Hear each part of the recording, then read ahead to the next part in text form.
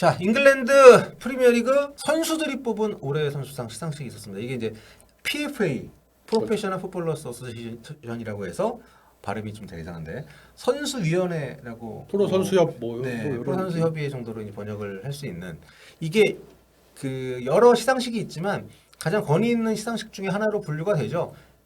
프리미어리그에서는 보통 3대 시상식이 있는데 프리미어리그 공식이 있고 FWA라고 해서 축구 풋볼 기자협회. 라이터스 어소시에이션에서 주는 게 있고 이게 이제 선수들이 직접 투표하는 PFA가 있는데 여기에서 올해의 선수상에 혼란이 선정이 됐습니다. 그럴 만한 활약이었죠. 작년에 리그 35경기 36골 8도움을 기록했고 맨시티 우승을 이끌었고 네. 뭐 잉글랜드 내 활약은 아니었지만 결과적으로 챔피언스리그 우승까지 이끌면서 트리블을 이뤘으니까 네. 이 상까지 수상을 하면서 혼란은 이적 첫 해에 PFA 앞서 말씀드렸던 PFA, FWA, 프리미어리그 올해의 선수상을 모두 석권하는 영예를 안았습니다. 네, 뭐 압도적인 활약이었고요. 이번에 영플레이어상 후보까지도 사실 나이 때문에 들어갔는데 그렇죠. 그 상까지 주긴 좀 그랬는지 부카요 사카가 이제 그 상을 받았고 만약 뭐 원칙대로 하면 원칙이 아니라 좀 순리대로 하면 다 받는 게 어울리는 활약이긴 한데 그래도 네. 뭐 사카도 혼란을 제외한다면 네. 충분히 받을 만한 활약을 보여줬죠. 지난 시즌 정경기에 출장해서 14골 11도움. 작년 리그 10을 기록한 선수가 제가 알기로는 2명밖에 없거든요. 네. 사카와 살라. 근데 사카가 지금은 프리미어리그 그리고 뭐 거의 전 세계에서 오른쪽 윙어 중에서는 거의 뭐 손가락 안에 꼽히는 최고로도 꼽힐 수 있는 활약을 보여준 선수이기 때문에 이 선수가 영플레이어상을 안았습니다. 그렇습니다. 이게 리그컵 경기날 좀 진행이 돼가지고 약간 의외이긴 했는데 아무튼 이번이 50주년이라고 그러더라고요. 굉장히 좀 행사를 좀 크게 하면서 많은 선수들이 직접 참가를 하는 모습이 좀 있었고요. 이렇게 해서 이제 PFA에 선정한 올해의 팀 이게 동료 선수들이 선정을 했다는 것 자체가 굉장히 좀 뿌듯함을 주는 시상식이 아닌가 싶은데 여기에 토트넘 선수도 한 명 그렇죠. 포함됐습니다. 지금은 떠난 네. 해리 케인이 이제 공격수 부분에 포함이 됐습니다. 해리 네. 케인도 지난 시즌에 혼란에 가려지긴 했지만 굉장히 많은 골을 넣었죠. 30골을 넣었으니까. 그렇죠. 그래서 이 활약을 바탕으로 이제 올라갔습니다. 그렇습니다. 보면 이제 아스날에서 4명이 선정이 됐고요. 토트넘 1명, 그리고 뉴캐슬 1명, 맨시티가 5명. 네, 이렇게 선정이 됐습니다.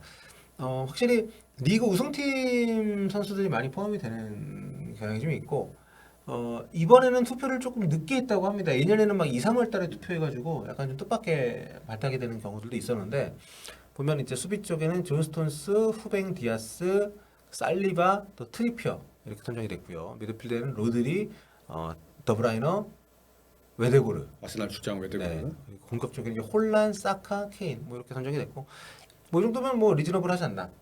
그렇죠. 빠진 선수 중에 뭐 아쉬운 선수 있나요? 거의 들어갈 선수들이 대체로 들어가지 않았나. 네. 특별히 추가로 생각나는 선수는 지금은 없는 것 같아요. 네. 한국 선수로서는 당연히 뭐 손흥민 선수 선정이 됐었고요. 이제 올해 득점왕 시즌에 득점 시즌 전에 득점 시즌에 못 됐죠. 못 돼서 논란이 됐죠. 그렇죠, 그렇죠. 예. 득점한 직전 시즌에 17골 10도움을 기록했을 때 올해 팀에 한 번 선정이 된 적이 있고 네. 그게 유일한 선정이었고 그 다음 시즌에 득점왕을 올랐는데 여기에 포함되지 않아서 현지 매체에서도 굉장히 의아한 반응을 보였던 네. 게 있었죠. 그렇죠. 무리뉴 감독 시절에 그 코로나 시기에 이제 활약을 했었던 공격 포인트가 이게 참 지금 보면 꿈만 같네요. 지난 시즌 이번 시즌 손흥민 선수가 공격 포인트를 이렇게 많이 쌓고 있지 않기 때문에 지난 시즌에 2020, 2021 시즌에 공격 포인트가 27개였던 득점왕 시즌에 비해서 골은 조금 적지만 그 네. 도움이 10개이기 때문에 10을 했고 이런 데서 꽤 의미가 있었죠. 네.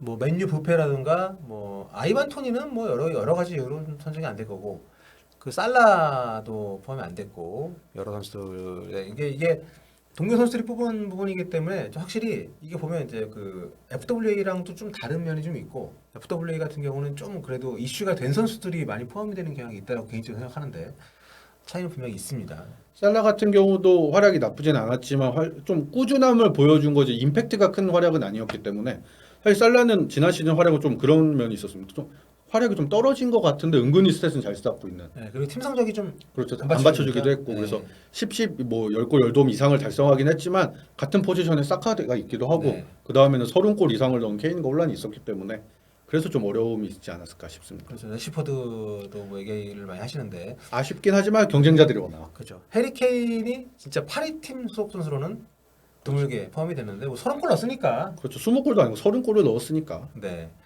동료 선수들이 뽑은 이런 그 올해의 팀 선정이 됐고요. 참고로 이제 이게 그 여자 그 선수들도. 리그에서도 선정이 되고 또 그 남자 리그도 2부, 3부, 4부 다 선정을 합니다. 뭐 올해의 선수, 올해의 팀 선정하는데 과거에 이제 한국 선수로는 지소연 선수도 지소연 선수는 네. 무려 올해 여자 선수상이었죠. 네. 이번에 혼란이 받은 것과 같은 그 여자 버전의 상을 2014, 2015 시즌 첼시 시절에 수상을 했고 올해 팀만 5번 들어갔습니다. 네. 뭐 지금 이제 그 한국에 돌아와서 활약을 하고 있습니다만 그 여자 프리미어리그 씹어 먹었던 그런 선수라는 것을 이 기록을 통해서도 우리가 좀 알 수 좀 있고요. 아무튼 뭐 이번에 손흥민 선수는 뭐 들어갈 수 있는 활약상이 아니었기 때문에 팀 성적도 안 좋았고 빠졌지만 다음 시즌 앞으로는 좀 기대를 좀 해봐도 좋지 않을까. 네, 오늘 모르겠습니다. 그러니까 팀 성적이 괜찮으면 올 시즌 손흥민 선수가 맡은 롤을 봤을 때 좀 포함될 가능성도 없지 않지 않나 이런 생각을 좀 해봅니다.